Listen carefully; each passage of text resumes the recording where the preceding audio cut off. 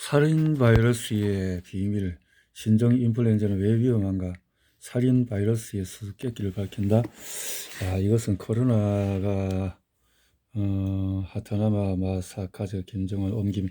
코로나가 지금 2019년에 그렇게 극성을 부리면서 했지만 그 전에 이런 바이러스에 대한 연구이기 때문에 제대로 된 연구가 있었지 않을까 생각하면서 공부를 해보겠습니다. 지은이는 하타나카 마사카즈 1933년도 출생하셨으니까 58년도에 의학부를 졸업해서 63년도에 대학원 의학계를 수료의학 박사 하시고 바이러스 연구소 소장 등등 바이러스 생물 또 킬러 바이러스, 살인 바이러스 뭐 이런 것들이 또 우리 옹gin이는 또 다양한 이 화장품의 진실 50세 이 현실적인 여러 가지 진리들을 설명을 많이 하고 있네요. 자연이 답이다. 자연에 대한 공부를 많이 하셨네요. 조지 소로스에 대한 공부를 하셨고, 그러면 지금 이 시대의 흐름을 아주 정확하게 보시는 분인 것 같습니다. 살인 바이러스의 비밀 1세가 2009년 8월 15일 되졌네요. 그래서 살인 바이러스 비밀 하타나카 마사카즈 머리말에 볼까요? 머리말에 2008년 노벨 생리상 의학상 에이즈를 일으키는 바이러스를 발견한 공로로 릭 몽타니에 릭 몽타니가 원래 2월달에 세상 떠났는데 말이죠.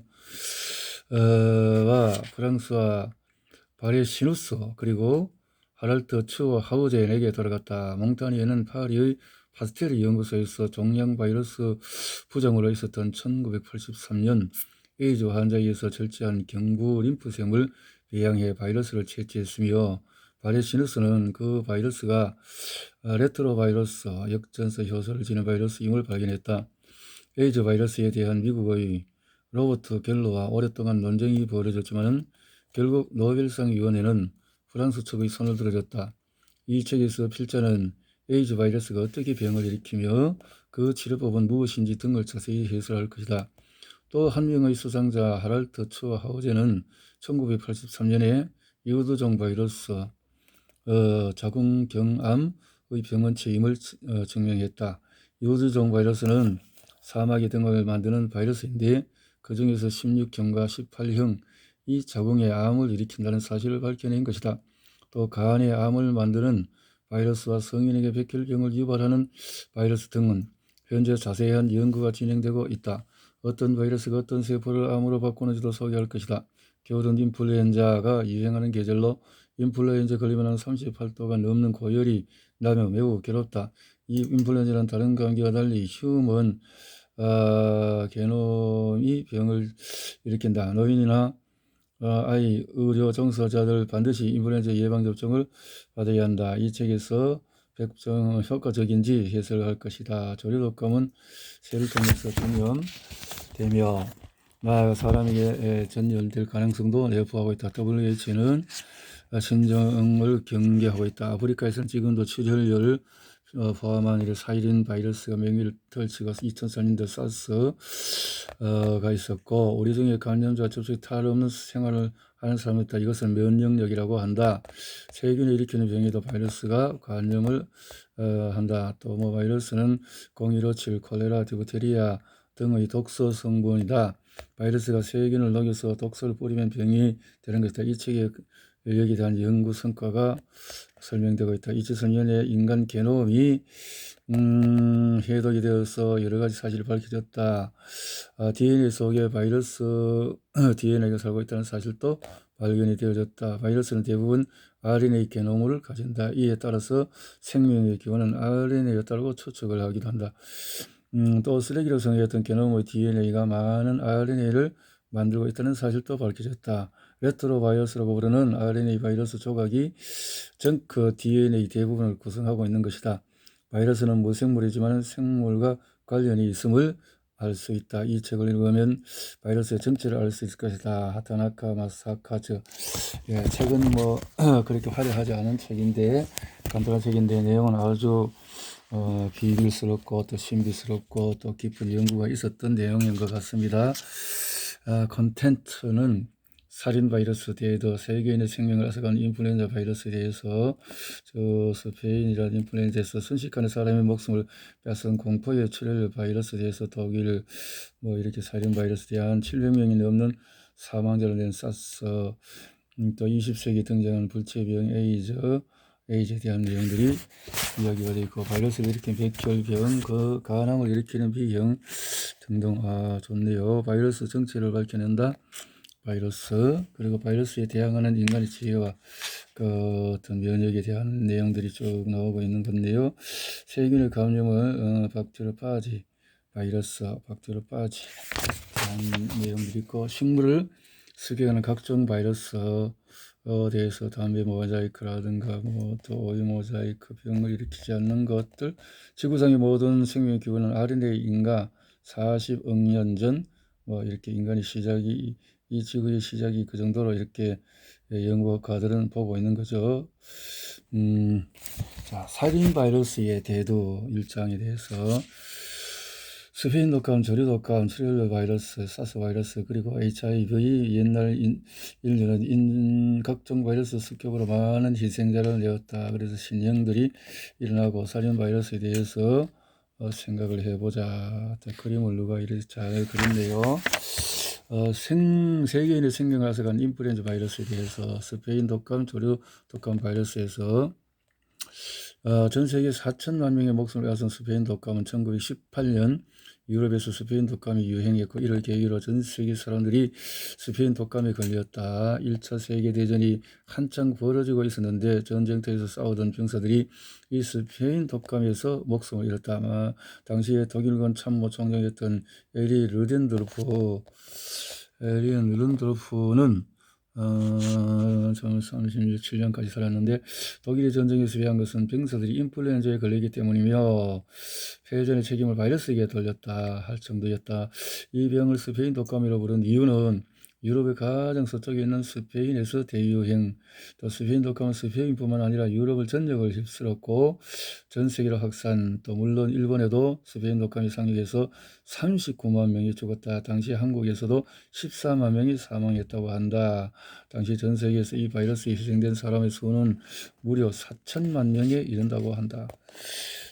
이렇게 무슨 또 여기도 음모가 있었을까요? 어떻게 해서 참 히틀러가 전쟁에서 패배한 것도 이것 때문이라고 그렇게 또 말을 할 정도니까요. 그렇다면 이 지독한 독감이 왜 그렇게 널리 확산되었을까요? 지금과 비교하면 영양 상태가 위생 상태가 나쁘기 때문이라고 하지만 이유는 그것만이 아니다. 또한 전쟁 탓으로 돌리는 사람도 있지만 전쟁이 벌어지지 않은 미국과 일본, 인도에서도 수많은 희생자가 나왔다. 그럼 인간은 경험해 본 적이 없는 신종 바이러스에 약하다. 스페인 바이러스가 대유행한 이유로는 전염력이 강했던 것과 악질적인 바이러스 때문이었다라는 건데요. 스페인 독감이 대유행한 것이 강한 이유가 바이러스 때문일까요? 볼까요? 그 전에 인플루엔자가 유행한 적도 있었다. 인플루엔자의 증상은 고대 그리스 시대로부터 알려져 있고 중세에서 몇 번의 대유행이 있었던 것으로 추측된다. 나중에 알게 된 사실이지만 스페인 독감이 유행하기 이전에도 유럽에서는 소규모의 인플루엔자가 유행했다. 그러나 당시에는 사람들이 그 바이러스를 가벼운 감기에 걸릴 오히려 저항력이 생겼고 덕분에 가벼운 증상을 끝낼 수 있었다. 바이러스에 대한 면역이 생겨서 그래서 침통이 어려워졌다. 그 면역이라는 게 아주 중요하다는데, 그러면 이 스페인 독감에서는 왜 면역이 뚝 떨어졌을까요? 전쟁 때문일까요? 인플루엔자 연도별 주별 발생상을 보니까 겨울이 압도적으로 많다. 그래서 4, 8일 쭉 떨어지는데요. 뭐가요? 자, 대규모 많은 사람이 그전에 유행한 인플루엔자로 바이러스에 면역력을 가졌기 때문이다. 그래서 병이 만연하지 않고 또 걸리더라도 가벼운 수준의 수습되는 것이다. 그러나 그때까지 인플루엔자 걸려본 적이 없었던 사람이 면역이 약한 아이들과 고령자들은 바이러스 침투로 인플루엔자에 걸리기 때문에 소규모 유행은 계속된다. 그래서 사람들은 백신을 접종해서 면역력을 강화시킴으로써 인플루엔자 바이러스에 대항할 수 있도록 돕는다. 이것이 매년 인플루엔자에 하나의 실시하는 대책이다. 그러니까 이렇게 작은 바이러스를 약하게 해서 면역을 생기도록 만들어서 항체가 생기도록 만들어서 하는 이것은 아주 좋은 백신의 작용이라고 볼 수 있겠는데, 지금 현실의 백신도 똑같이 그렇게 된다면 얼마나 좋을까요? 그런데 여기에서는 다른 어떤 여러 가지 이론들이 많이 나오고 있죠. 아이와 고령자에게 백신을 조사해서 면역을 강화시킨다. 면역을 강화해서 인플루엔자에 그러지 않다. 스페인 독감 이후에도 수차례 대유행한 인플루엔자가 1968년, 아시아 독감 57년, 홍콩 독감 68년, 소련 독감 77년 대유행이 있었다라는 거죠. 오늘 세계 조류 독감 신종 이렇게 전염력이 있다라고 말하는데요. 스페인 다음 차례는 어딜까요? 계속해서 이렇게 극성을 부릴까요? 극성을 부릴 때 어떻게 대처하면 좋을까요? 스페인 독감과 같은 팬데믹이라고 부르는데, 이것은 인플루엔자와 구분을 하는 것이다. 스페인 독감이 뒤지지 않는 살상력을 지닌 바이러스가 인류를 습격할 것이다 라고 지금 일본을 비롯해서 여기에 대한 많은 연구와 대비를 하고 있다는 거죠. 지금 팬데믹을 일으키죠. 소용이 없어. 인플루엔자가 이렇게 일어난다는 것. 신종 바이러스 효과가 있는 백신을 만들어야 한다는 건데, 팬데믹 인플루엔자 경고라는 게 팬데믹 휴지기가 있고 경계기가 있고 팬데믹기가 있는데, 국립연구소에서 왜 신종 인플루엔자는 세계 전염되는 것일까요? 생각해보면 신종 인플루엔자 출발은 항상 새다. 바로 새가 인플루엔자 바이러스 보고이기 때문이다. 특히 오리나 쥐오리 같이 물새의 내장에서 각종 인플루엔자 바이러스가 가득하다. 사람은 코와 목, 기관지, 폐 등의 주로 호흡기에 인플루엔자 바이러스가 있지만, 물새의 경우에는 바이러스가 주로 장으로 들어가서 그 속에서 증식한다. 장에서 증식을 하기 때문에 내장 속에서 바이러스가 존재하고 있다는 건데, 각종 인플루엔자 바이러스가 장 속에 섞여 지내면서 유전자를 저하하기도 하기 때문에 신종 바이러스가 만들어지는 것이다. 철새 또한 바이러스의 진원지이다. 신종 바이러스를 지닌 철새가 시베리아에서 유럽과 아시아 각지로 날아와서 닭 등의 바이러스를 옮긴다는 사실이 밝혀졌다는 거죠. 철새가 닭에게 그래서 가금류를 그냥 아주 몰살 처분도 하기도 하고 이렇게 하는데, 1997년 홍콩에서 대소동업에서는 유명한 H5N1형 조류 독감 바이러스도 이러한 과정을 거쳐서 되어졌다. 전 세계에서 희생된 조류 독감이 2003년 10월 이후에서 이렇게 많은 색깔로 많이 감염이 많이 확인된 나라가 붉은색으로 쭉 되어 있네요. 그래서 사망이 많이 일어났고, 감염이 확인된 나라와 그냥 그래서 감염이 확인된 나라 덜 세더라고. 병원성 뭐 이렇게 많이 났는데, 하얀색은 뭐 별로 그렇게 나타나지 않은 호주라든가 이런 데가 있네요. 아프리카 지역하고 유럽 지역이나 또 러시아가 별로 그렇네요. 아시아에서 200만 명이 넘는 사망자가 나왔다라고 아주 너무 겁을 주는 모습이네요. 얼굴이 왜 이렇게 그랬을까? 물론 그렇겠죠. H5N1 바이러스의 구조는 캡시드 구조는 그 해마는 이런 그런 그러한 구조다라는 건데요. 혐의를 H5N1 바이러스는 금색을 보이는 이런 바이러스의 모습이 있는데, 왜 인플루엔자는 아시아에서 많이 발생할까요? 본고장인 중국에서 먹는 중화 요리는 그 맛이 각별하다. 그 이유는 아마도 살아있는 닭과 쥐오리, 오리, 돼지들을 바로 잡아서 요리하기 때문일 것이다. 홍콩 숲사막에서 가본 적인데 살아있는 채로를 우리에 가득 채워놓고 팔고 있었다. 전부 살아있는 채로 거래하고 있었던 것이다. 또 시골에서는 닭과 오리를 풀어서 키우는 모습을 자주 볼 수 있다. 옛날에는 시골에서 이런 풍경을 자주 볼 수 있었다. 귀한 손님이 오면은 키우던 닭을 잡아서 대접하는 모습은 아시아 국가에서 자주 볼 수 있는 광경이다. 최근의 연구에서도 인플루엔자가 먼저 아시아에서 시작된 다음에 유럽과 미국으로 전염되는 보고가 있었다. 앞서 이야기한 바와 같이 오리 등의 물새는 일반적으로 각종 인플루엔자 바이러스를 뱃속에 품고 있는데, 그리고 물새의 배설물에서 나온 바이러스는 근처에서 키우는 돼지나 그래서 정화요리 단골 재료인 여기에 코 속으로 흡입된다. 그러면 돼지는 감기 걸리고, 물새와 달리 돼지는 코와 입을 통해서 들어간 인플루엔자 바이러스의 호흡기인 기관지로 폐로 들어간다. 이렇게 해서 돼지에게 인플루엔자가 유행하게 되어지고, 돼지에게 감염된 바이러스는 사람에게로 전염된다. 사람에게 유행하는 인플루엔자는 먼저 돼지에게서 발견이 되어지기 때문에 이렇게 볼 수가 있다.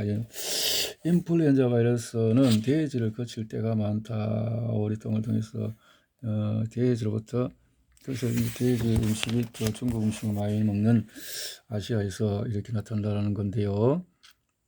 전설한 바 같이 1996년 홍콩에서 처음으로 인플루엔자 바이러스가 수십 명이 사망했다. 첫 번째 희생자는 살아있는 닭을 파는 가게 앞에서 놀던 아이들이었다. 그러자 당시 홍콩 정부는 홍콩 전역의 닭을 폐사 처분함으로써 사람들이 추가 감염되는 것을 미연에 방지했다. 그 후에 아시아 각국에서 선발적으로 H5N1형 인플루엔자 바이러스가 발생해 지금까지 250여 명이 희생이 됐다. 희생자들 모두 닭을 통해서 감염되었을 가능성이 농후하다. 이런 WHO는 조만간 사람들에 의해서 사람으로 전염되어서 세계적인 인플루엔자 팬데믹이 올 것을 경고를 하고 있다. 인플루엔자 치료약은 양날의 칼이다. 인플루엔자 치료약인 경구 내복약, 타미플루, 경구 흡입약 리렌자, 바이러스 노이라민이 다제의 이런 것은 바이러스의 노이를 저해한다. 노미라의 다제가 활동하지 않으면 바이러스는 증식하지 못한다. 그러니까 바이러스에 있는 이런 성분을 잡을 수 있는 것이 타미플루와 리렌자라 이런 뜻이죠. 그런데 이 치료약은 지금까지 알려진 인플루엔자나 새로 예상되는 바이러스에 모두 효과가 있다. 다만 미성년자에게 투여하면 집 밖으로 뛰쳐나가는 등과 같은 이상 행동을 유발할 수 있으므로 이게 자폐증이 생긴다 이 말인데요. 일반적인 인플루엔자에 사용하지 않도록 지시가 내려져 있다. 그러나 신종 인플루엔자가 발생할 때는 목숨이 걸린 문제이므로 충분히 주의하면서 투약을 하게 될 것이다. 양날의 칼이라는 것이 젊은 아이들에게 아주 위험할 수 있는 문제가 생긴다 이 말이죠. 정신 문제가 온다 이 말이죠. 그렇다면 이거를 참 완벽하게 이길 수 있는 것은 이길 수 있는 면역력을 할 수 있는 좋은 바이러스, 좋은 항생제가 필요한데, 타미플루 이런 것들은 항생제는 장내 미생물을 잡기 때문에 참 큰 양날의 칼이 되겠네요. 인플루엔자 바이러스는 일반 감기 바이러스와 다르다.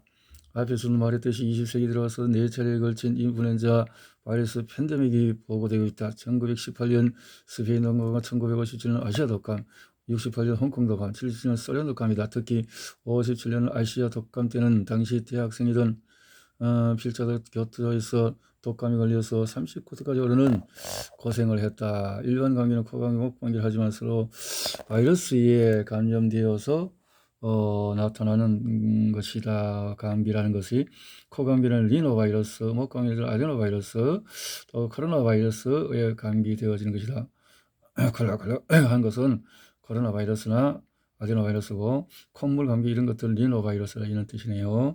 예전에 폐렴을 제외하고 호흡기계와 관련된 감염증을 모두 감기라고 불렀는데, 인플루엔자는 호흡기뿐만 아니라 기관지와 폐에서도 병을 가져오는 훨씬 무서운 병이다. 21세기에 발생할 인플루엔자는 아마도 H5N1형 조류 독감 바이러스에서 유래될 것으로 추측하고 있다. 그래서 대표적으로 이렇게 타미플루, 일본에서 이렇게 리렌자 같은 이런 것들이 하고 있다라는 거죠. 유발하면 흡입식으로 이렇게 약을 처방하고 있는데, 이런 것을 잘 공부를 해보자 이 말이죠.